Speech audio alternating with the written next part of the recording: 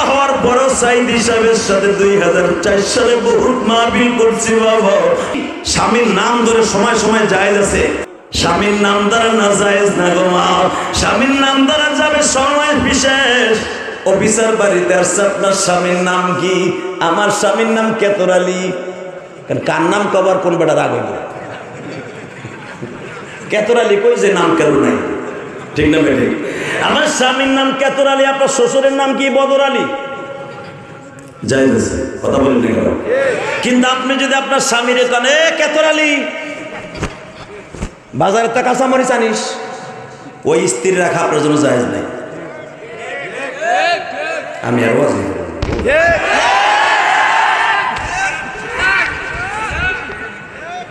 হ্যাঁ, ওনার মা আমারে কই দিছে কইতে, হে মুসলমানের পোলা, জানি না সিরাজগঞ্জে শাহজাদপুরে আছে কিনা, আমার দেশেও আছে।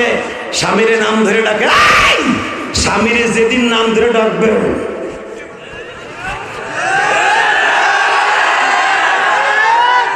মহিলারা মনে দেখতাছে রে, আমার এই কদুনিটা দেখতাছে, দেখতাছে কদুনিটা। মুরগির ঘরে মুরগি, কিছু কিছু জায়েজ আছে, এটা কখনো করা যাবে না। কথা বলে না কেন? এই যেরকম আব্বার নাম ধরে সন্তানের বলানো জায়েজ আছে, কিন্তু কখনো বিয়াদবি বলে ডাকা যাবে না। বাপের নাম কেতর করে কেতর আলী, আমার টাকা দে, সাথে সাথে তোর জন্য গুনাহ হয়ে যাবে। কথা বলে না কেন? ঠিক বাবার নাম ধরে সন্তানদের ডাকতে পারবে না, স্বামীর নাম ধরে স্ত্রী ডাকতে পারবে না। কিছু কিছু জায়েজ আছে, এটা নবীর কাছে পছন্দনীয় না। তার ভিতরে দেখেন জায়েজ তরিকায় কিছু কিছু আছে, গুনাহ হবে না, জায়েজ আছে। ভিক্ষা করা, ভিক্ষা করা, মানুষের কাছে হাত পাতা, এটা কিন্তু জায়েজ আছে, কিন্তু নবীর পছন্দ না। স্বামীর নাম ধরা জায়েজ আছে, কিন্তু নবীর পছন্দ না। কথা বলেন না কেন?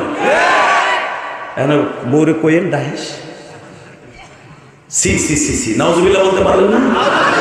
আল্লাহ আমাদের হেফাজত করেন, যখন আমিন। নবীর সাথে মা আয়েশার বিয়ে হইলেন। এবার আমার দিক তাকান। বিবাহ হওয়ার পরে অন্তত 5 বছর পরে নবী আয়েশাকে ঘরে নিলেন। আয়েশাকে ঘরে নেওয়ার পরে নবী জিজ্ঞেস করে, আয়েশা তোমার এত কষ্ট, এত কিছু আমি সহ্য কেন করছি জানো? কেন? এই বিবাহের ঘরটার এটা স্বয়ং আমার আল্লাহ করেছে। আয়েশা আমি স্বামী হিসাবে কিন্তু অনেক কিছু তোমার জন্য করেছি। আয়েশা বলি, আরে রাসূলুল্লাহ আমি তখন বুঝি নাই, আপনি আমাকে মাফ করে দিন। বাজানরে আপনারা এটাও জানেন, কোরআনের পাখি আল্লামা সাঈদী কিন্তু মাঝে মাঝে মহিলাদের ওয়াজ করতে গেলে এই ওয়াজটা করতেন। এ বাজান, বাংলাদেশে তাফসীর করার মতো আর কোরআনের পাখি বাংলার জমিনে সাঈদের মতো আর আসবে না। তোমরা তার যেভাবে মারো না কেন, রাজনীতির কারণে কিয়ামতের মাঠে তার মামলা যখন মানুষ আল্লাহর আদালতে উঠবে, আলাইসাল্লাহু বিআহকামিল হাকিমিন ইযা হাকামতুম বাইনান নাস ইন তাহকুমু বিল আদল। আল্লাহ বলেন, দুনিয়ার মামলা দুনিয়ায় টাকা দিয়ে নিষ্পত্তি করতে পারবি। আমি মালিকের কাছে যেই মামলা একবার মাজলুম জনগণ করে দিয়েছে, আমি হাকিম, আমি জজ সাহেব, সঠিক তদন্তের জন্য তোর 2 ঘরে 2টা উকিল রেখে দিয়েছে। দুনিয়ার কেউ মনে না রাখলেও 2টা উকিল ঠিকই ফটো স্টেট করে রেখে দিয়েছে। এমন একদিন তোর মামলা আমার আদালতে উঠবে, তোর পক্ষে উকিল দাঁড়াইবার মতো পৃথিবীতে কেউ থাকবে না। এই লোকটা যখন এইভাবে মহিলা সংক্রান্ত করতে যাইতেন, স্ত্রীর অধিকার, স্বামীর অধিকার, এই হাদিসটা মাঝে মাঝে পড়তেন। মা আয়েশাকে নিয়ে আমার নবী একদিন আবু আইয়ুব আনসারীর বাগানে বাবা ঘোরাফেরা করতেছে। মা আয়েশা বলে, ইয়া রাসূলুল্লাহ আসেন দুইজনে একটু দৌড় দেই, দেখি কে আগে ওই লক্ষ্য বস্তু ওই খেজুর গাছটা, আবু আইয়ুব আনসারীর খেজুর গাছ। ওই গোলাম যেই তাঁবুর মধ্যে থাকে, ওই তাঁবুর খেজুর গাছটা কে আগে যাইয়া ধরতে পারে। আমার নবী বাজার একটু অভিনয় করে আয়েশারে জিতাই দিলেন, কারণ আমার নবী বাজার এক কদম বাড়াইলে ওই জায়গায় যাইতে 1 সেকেন্ডও সময় লাগবে না, 1 সেকেন্ডও সময় লাগবে না। স্ত্রীকে জিতাই দিয়ে দেখাইতেন আয়েশা তোর অনেক ভালোবাসি। 13 বছরে আয়েশা কেবল স্বামীর খেদমত ধরছে, এতদিন পারে নাই। 13 বছর আয়সা দৌড় দিয়ে গাছটা শুয়ে কয়, এই যে আমি পাতা ছিঁড়ছি দেখছেন, তার আগে চলে গেছি। আমার নবী বলে, জি আয়সা ঠিকই বলছেন, আমি এখন বুড়ো হয়ে গেছি না, 60-এর কাছাকাছি বয়স। ঠিক ইন্তেকালের আগে আয়সার বয়স তখন 17 বছর 7 মাস 10 দিন। নবী বলে, আয়সা আজকেও তো পূর্ণিমার চাঁদ, আসেন একটা দৌড় দেই। মাঝে মাঝে সাইদি সাহেব এই ওয়াজটা করতেন না, আমি ওনার কাছ থেকে এই ওয়াজটা শিখছি। তখন আমি যে বছর দাওরা হাদিস পড়ি, মাস্টার্স পড়ি, তখন আমি এই হাদিসটা পাই অজরে কাঁদতেছিলাম যে ছাত্র জীবনে ওয়াজটা শুনছি, আজকে আমার সেই হাদিসটা সামনে। বিশ্বাস করেন এই কোরআন আমার হাতে। ও মা ভালো করে বুঝেন না, মা আয়সাকে বলে, আসেন আজকে একটা দৌড় দেই। আয়সাকে, আপনি আরো 3-4 বছর আগে আপনি তখন পারেন না, এখন পারবেন। আপনি কেবল খায়বারের যুদ্ধের থেকে আইসেন, আপনার পাহাড়ের মধ্যে বলে ব্যথা। নবী বলে, আসেন না দেই একটা দৌড়। মাত্র 30 সেকেন্ডের নবী ওই জায়গায়। জোরে জোরে জোরে জোরে জোরে জোরে জোরে। মা আয়েশা তার জীবনে এত জোরে দৌড় দিছে, যাই দেখেন নবী খেজুর গাছের ডাল ধরে খাড়াই গেছে। আয়েশা বলে, দেখলাম দৌড় দিলাম, আপনি আইলেন কোন সময়? আয়েশা সে 4 বছর আগের প্রতিশোধ। জোরে জোরে জোরে জোরে। মা আয়েশা নবীর বুকটার এইভাবে জড়ায় ধরে বুকের সাথে মাথাটা দিয়ে বলে, পৃথিবীর শ্রেষ্ঠ স্বামী হিসাবে আপনি হন, আপনার মতো স্বামী পৃথিবীতে কেউ নাই, আপনার মতো স্বামী পৃথিবীতে কেউ নাই, আপনার মতো স্বামী কেউ নাই। কেন আমি আমার মার কাছে যখন বলছিলাম, নবী আমার সাথে দৌড়াই পারে নাই, আমার মা মুখ চাইপে ধরে বলছিল, এই কথা কারো কাছে বলবি না, পৃথিবীতে আমার নবীকে হারানোর মতো মানুষ আল্লাহ কাউকে বানায় নাই, আমার নবীকে হারাবে এমন কোন মেয়ে নাই পৃথিবীতে বানায় নাই। তুই নবীরে হারাইছিস, তুই বিশ্বাস করিস? নবী তোরে জিতাই দিয়ে বুঝাই দিছে তোরে কত ভালোবাসে। আল্লাহ দেখো, আমার মা আয়েশার কথা শুনে, নবীর কথা শুনে যারা কান্দে গো মানি,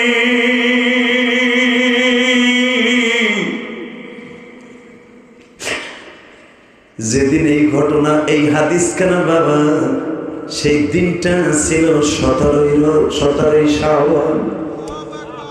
মারহাবা বলেন। আজকে হলো কত? শাবান 17। যেরকম মারহাবা। খাপে খাপে লেগে গেছে। হ্যাঁ, তখনও পূর্ণিমার চাঁদটা ছিল একবারে ভরপুর, আজকেও চাঁদটা ভরপুর।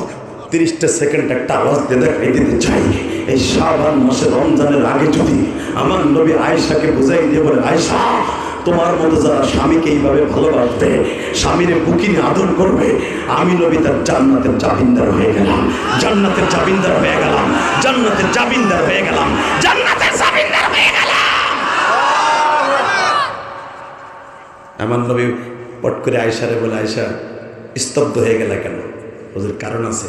আপনার কাছে আমি 1.5 মিনিট আগে জিজ্ঞেস করছিলাম, ওই যে পূর্ণিমার চাঁদের আশেপাশে হাজার হাজার কোটি কোটি তারকা দেখা যায়, নবী বলেন তো এই তারকা সমতুল্য কারণ নেক আছে নাকি?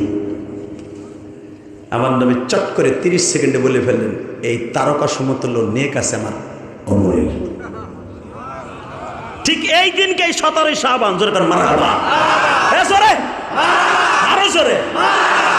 এই দিনকেই মা আয়েশা বলতেছে, এই রাইতে 1টার সময়, আপনার কথা শুনে আমার একটু মাইন্ডে লাগছে। দেখি দেখি দেখি দেখি আমার কলিজার মাইন্ডে লাগলো কেন? আইলাম স্বামী স্ত্রীর মধুর একটা কাজ করার জন্য, দৌড় দিলাম, গোলা ছুট খেললাম, বাগানে চলাফেরা করলাম, জান্নাতের পরীরাও হাঁটতেছে, তুমিও জান্নাতের পরী হয়ে হাঁটতেছ। তুমি আয়েশা আমার কথা আদরে দেখি দেখি দেখি দেখি, তোমার তো এই সময় মুখটা কালো হওয়ার কথা না, আপনি আমার আব্বার নামটা কেমনে না ভুলে পারলেন? ওমরের নাম বললেন হাফসা, আবার বাবার নাম বললেন হাফসা। আমার পরে বিয়ে হয়েছে, আয়েশা আগে বিয়ে হয়েছে মক্কা, আর হাফসার বিয়ে করছেন আপনার মদিনায়। আর আপনার সবচাইতে হাফসার আরো 3টা বিয়ে হয়েছে ওমরের মেয়ে মক্কায়। মদিনায় আসার পরে হিজরাতের পরে হাফসার বিয়ে করছেন, আর আমি আয়েশা কুমারী। আমি আমার আব্বার নামটা বললে খুশি হতো না? নবী আমার চট করে আয়েশার হাতটা ধরে বলে, হ্যাঁ আমার আয়েশা কি এটা জানে না? ওমরের সারা জিন্দিগির নেক এক পালাই দিলে আমার আবু বকরের একটা রাত্রের নেকের শূন্যস্থান পুরো হবে না, শূন্যস্থান পুরো হবে না, শূন্যস্থান পুরো হবে না। আয়েশা খিলখিল করে হাসছিল ওই আজকের দিনে। নবী তাহলে ওই রাতটা কবে? কেন আপনি জানেন না? আপনি 6 বছরে আয়েশা আমার সাথে বিয়ে কমপ্লিট করার পরে আমি যেদিন আপনাদের ঘর থেকে হিজরত করে বেডিংটা মাথায় নিয়ে আপনার আব্বার মাথায় উঠে দিলেন আপনি, আমরা দুইজন একসাথে পিছনের দরজা দিয়ে বের হলাম, আপনি বেডিংটা বাবার মাথায় দিয়ে বলছিলেন, আব্বা আমার এই হাতের লেখা রুমালটা তুমি আমার নবীর হাদিয়া দিবা। লেখা ছিল, ভুলো না আমায়।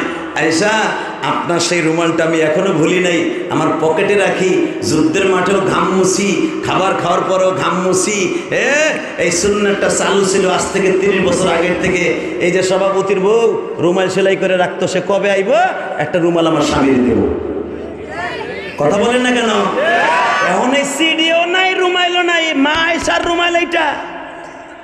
আল্লাহু আকবার জোরে বলতে পারলেন না? এটা মা আয়েশার সুন্নাতটা আজ থেকে 40 বছর আগ পর্যন্ত ছিল।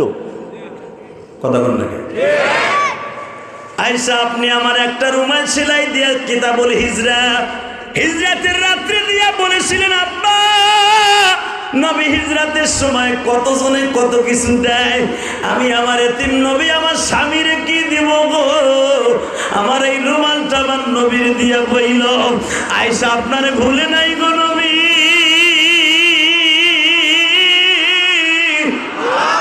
যেখানে আপনি থাকবেন ওইখানে আমার রুমাল দিয়ে ঘামটা মুছবেন।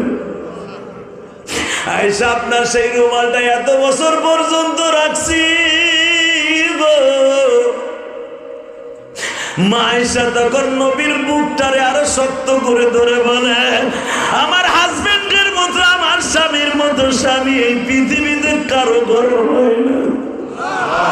ও মা আপনারা যারা আমার কথা শুনছেন গো মা, এই যে সারের মা যে আমার কাছে বলল, এই জারিফের সাদ্দা দিয়েছে আমার কাছে বলেছে, হুজুর স্বামীর নাম ধরে ডাকে পর্দায় মহিলারা থাকে না, স্বামীর কথা শুনে না। মা পুরুষের ওয়াজ ঠিকই হয়, মহিলাদের ওয়াজ প্যান্ডেলে বর্তমানে হয় না। মা আমি আপনার একটা অনুরোধ করিয়া যাই, আমি মহিলাদেরকে বেশি ভালোবাসি কেন জানেন? আমি আমার জনম দুঃখীর মাকে আমার জানের চাইতে বেশি ভালোবাসি গো মা। ও মা আমি চাই আমার মায়ের মতো আপনারাও জান্নাতে যান গো মা। জানি না আমার মা জান্নাতে গেছে কিনা বা কোথায় আছে, তবে একটা দাবি কথা বলে দিয়ে যাই গো মা, আমার আলেম বানাবার জন্য আমার মা কত কষ্ট করছে।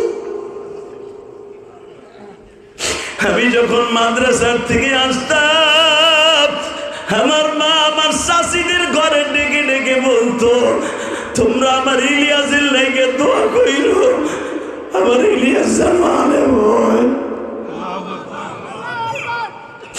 আজকে আমার সেই দরদিটা নাই গো মা।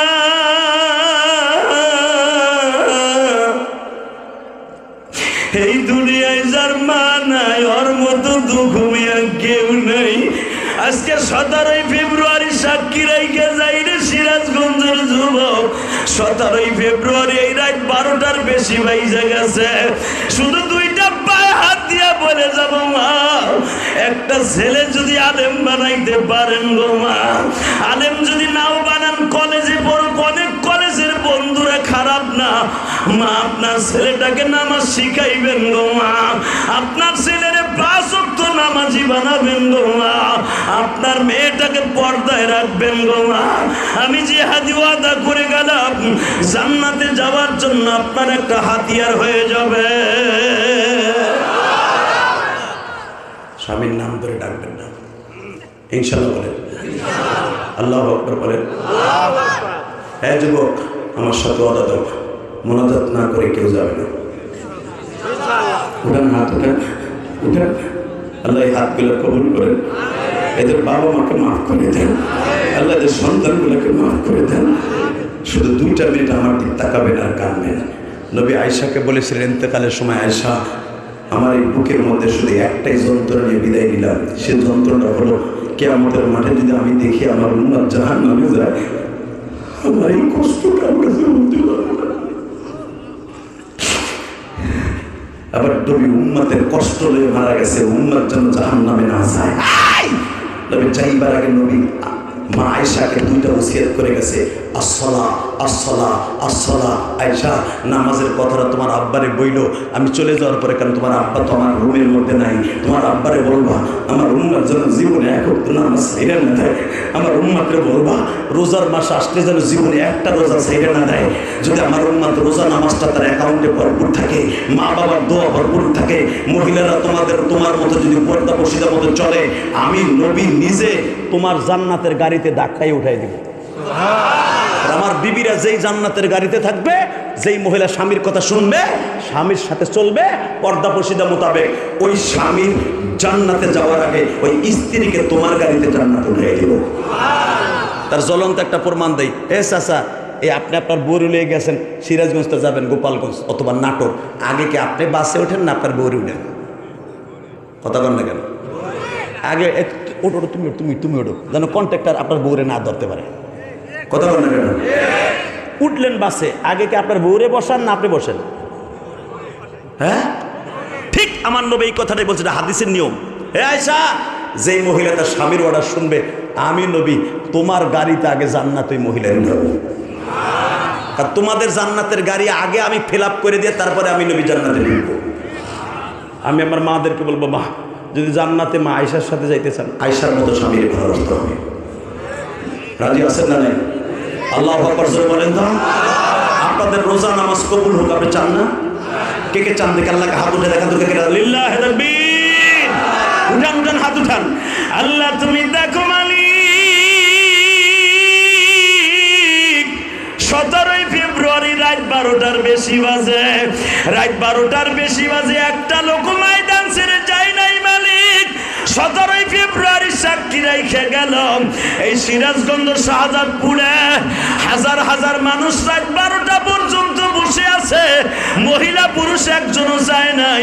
এই 17 ফেব্রুয়ারি যারা ওয়াদা দিল 30টা রোজা রাখবে, স্ত্রীরা পর্দায় থাকবে, 5 ওয়াক্ত নামাজ পড়বে, আল্লাহ তাদের সন্তানগুলোকে তুমি নেককার বানায় দিবা, এদের 30টা রোজা রাখার তৌফিক দিবা, এদের সন্তানগুলো কবুল করবা। জোরে করে আমিন।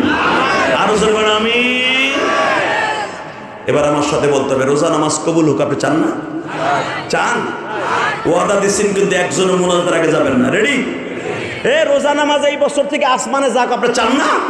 30টা সেকেন্ডে বলবো, তোমার কোন রোজা নামাজ আসমানে যাবে না যদি তোমার বাবা মায়ের বরদোয়া তোমার অ্যাকাউন্টে থাকে।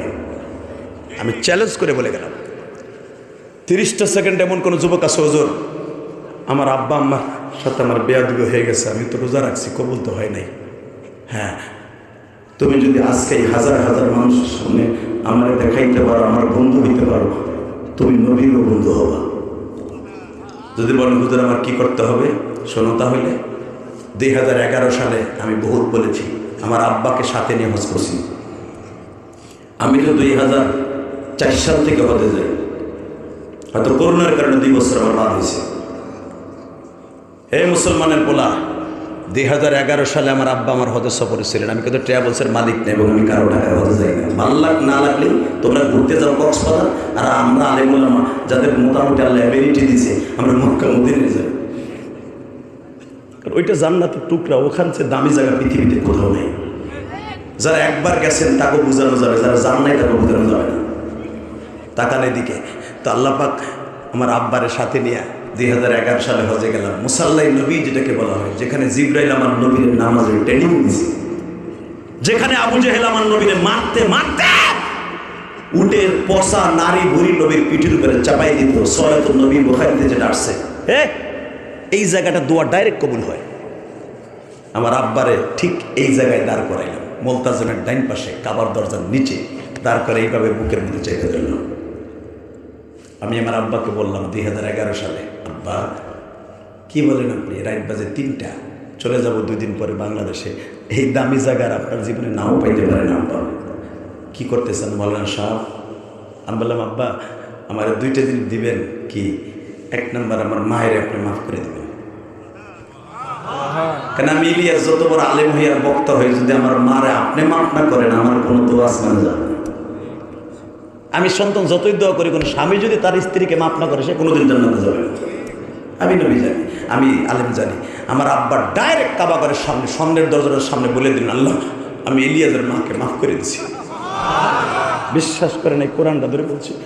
আমার আব্বা সিল্লেই বলতেছে, এই জায়গায় যদি দোয়া কবুল হয় তুমি বলছো যাও। আমি বললাম তোমার মারে যেন আল্লাহ জান্নাত দেয়, তোমার মারে যেন আল্লাহ জান্নাত দেয়, তোমার মারে যেন আল্লাহ জান্নাত দেয়। আমি তো আলেম মানুষ না, আমি একজন খেটে খাওয়া মানুষ, আমি একজন সে পাকিস্তান আমলে বাংলা শিক্ষিত মানুষ। তুমি বলছো এখানে দোয়া কবুল হয়, আমি বললাম আমার দোয়ার খাতিরে যদি তোমার মাকে আল্লাহ মাফ করে, প্রথম দোয়া করলাম তোমার মাকে যেন আল্লাহ জান্নাত দেয়। দুই নম্বর আমার বাবা আমার কিছু দিবেন না। কোরআন আমার সামনে বললাম একটা, আমার কথায় যে মানুষ কান্দে আর ঘন্টার পর ঘন্টা বসে থাকে, এটা আমার ক্রেডিট না, এটা আমার বক্তৃতার বাহাদুরি না, এটা আমার বাবার দোয়ার বাহাদুরি। আমার আব্বা কাবা ঘরের দরজার সামনে 2011 সালে বলছিলেন, আল্লাহ আমার ইলিয়াস যত মাহফিলে যাবে প্রত্যেকটা যুবকের অন্তরের ভিতরে গাইতে চোখ দিয়ে পানি ফেলবো। এই যে তোমরা জেমসের গান, বিড়ি খাওয়ার স্টাইলে যে যা আগলামি পাগলামি ছাগলামি যে ওয়াজ ইউটিউবে দেখো, ইউটিউবাররা টাকা কামানোর জন্য এখনো ছাড়ে, এগুলো 2011 সালের আগের ওয়াজ, 8 সাল 7 সালের ওয়াজ। 11 সালে আমার আব্বাকে নিবাস করে আসার পরে আল্লাহ হয়তো আমার আব্বার তো কবুল করছে, আমি আর হাসির ওয়াজ করি।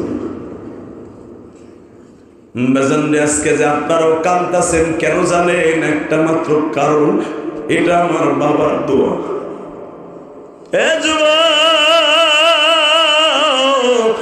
ওই যে আরিফ আমার মাঝে মাঝে ওর দোকানে যখন গাড়ি সারতে যায়, ওরা দুইটা ভাই শরীফ আর আরিফ, আমার নিজের আপন মায়ের মতো আমার গাড়িটা সারে আর বলে, হুজুর আপনার গাড়ি কেন এত প্রেম লাগাইয়া ভালোবাসা সব কাজ ফেলাই দিয়ে করি জানেন?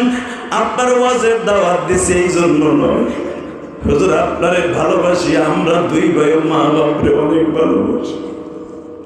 আমার দাদিটা বেঁচে আছে, আমার আব্বা আমার দাদির অনেক ভালোবাসে। তুমি যদি তোমার মা বাপরে ভালোবাসো, তোমার সন্তানও ভালোবাসবে।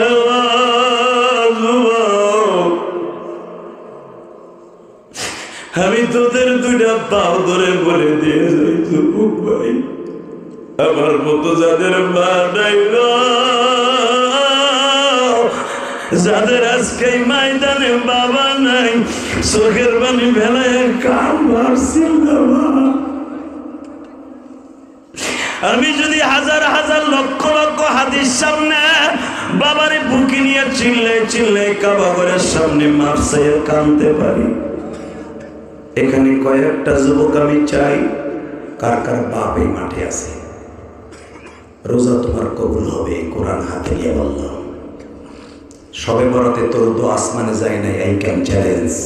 যদি বাবার কাছে মাফ না চাই, সবে বরাতে দোয়া করে রাখো, কোনো লাভ নেই। 30 সেকেন্ডে বলবো কার কার বাবাই মাঠে আছে, দাঁড়াও তো। কার বাবাই মাঠের মধ্যে বসে আছে তাদেরকে দাঁড়াইতে বলছে, কার কার বাবাই মাঠে আছে দাঁড়া। তোর রোজা এই বছর থেকে কবুল হবে। তোর চোখে এখন পানি আনবি, তোর চোখে এখন পানি আনবি, তোর চোখে পানি রেডি কর। বাইজিদ বুস্তামির মতো, বাইজিদ বুস্তামি যদি 1 গ্লাস পানি দিয়ে জান্নাত কিনতে পারে, ওলি হতে পারে, তোর 1 গ্লাস পানি লাগবে না, চোখের 1 ফোঁটা পানি লাগবে। দৌড়ে যায় তোর বাপরে বুকের মধ্যে চিল্লাবি আর কান্দি, তোর 1 ফোঁটা পানি দিয়ে তুই আল্লাহ অলি বানাই দিতে পারে। এই যে ছেলেগুলো দাঁড়াইছে, বাপগুলো দাঁড়ান, বাবাগুলো দাঁড়ান। আপনার ছেলেটা দাঁড়াইছে, বাপগুলো দাঁড়াইতে বলছি, বাবাগুলো দাঁড়াইতে বলছি। আপনি দেখেন আপনার ছেলেটা অনেক আশা করে দাঁড়াইছে, সব লজ্জা শরম বাদ দিয়া অলি হওয়ার আশা নিয়ে দাঁড়াইছে। দোয়া কবুল করাবে, রমজানের রোজা কবুল হবে, এই আশা নিয়ে পোলাটা দাঁড়াইছে।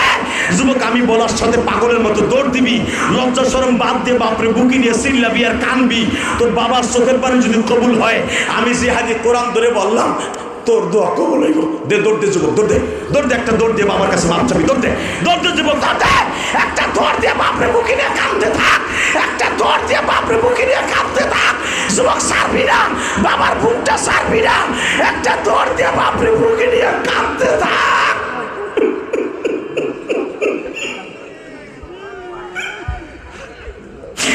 হে যুবক তুই কাঁদতে থাক, সারিস না রে ভাই।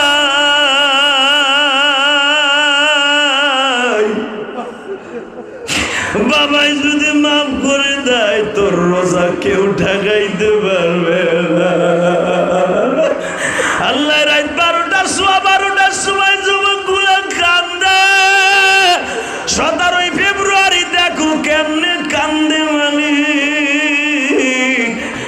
17 ফেব্রুয়ারি 12:15 সময় চোখের পানি ফিরাইয়া দিও না আল্লাহ। যাদের বাবা মা নাই তারা কার কাছে মাপ চাইবা? তার বাপ নাই সে কার কাছে মাপ চাইবে? আল্লাহ যাদের বাবা নাই তারা কান্দে বসে বসে তাদের বাবারে মাফ করে দাও মালিক।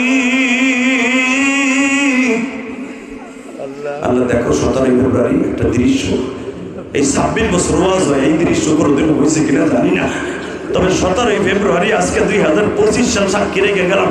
রমজানের আর মাত্র 12-13 দিন আছে, এদের রোজাগুলা নামাজগুলো কবুল করো। বসেন।